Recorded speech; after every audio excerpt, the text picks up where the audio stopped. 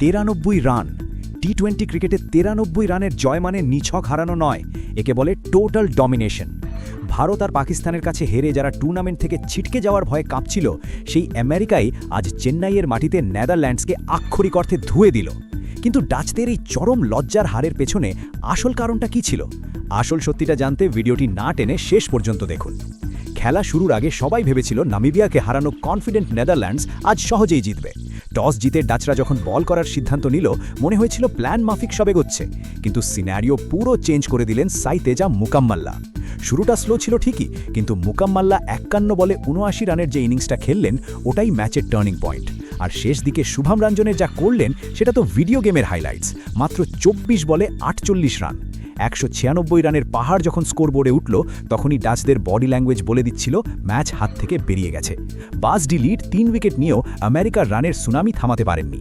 কিন্তু দাঁড়ান, আপনি যদি ভাবেন শুধুই ব্যাটিং দিয়ে ইউএসএ ম্যাচ জিতেছে আর ডাচরা এমনিতেই হেরে গেছে, তাহলে আপনি মস্ত বড় ভুল করছেন। আসল খেলাটা হয়েছে পিচে। চেন্নাইয়ের চিদাম্বরম স্টেডিয়ামের পিচ আর আমেরিকার সিক্রেট ওয়েপন, এখানেই গল্পের মোড় ঘুরে যায়।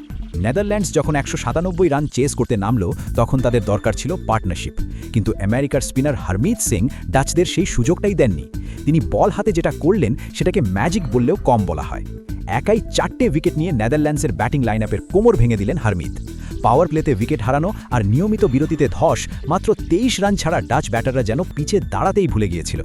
মাত্র 103 রানেই অল আউট। ভারত ও পাকিস্তানের কাছে হারের পর এই একটা জয় আমেরিকার ভাগ্য পুরো বদলে দিয়েছে।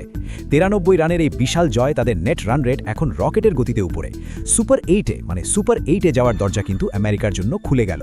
বন্ধুরা, আপনাদের কি মনে হয়, এই পারফরম্যান্স ধরে রেখে আমেরিকা কি সুপার 8-এ জায়গা করে নিতে পারবে, নাকি এটা ছিল শুধুই এক ঝলক? কমেন্ট করে অবশ্যই জানান।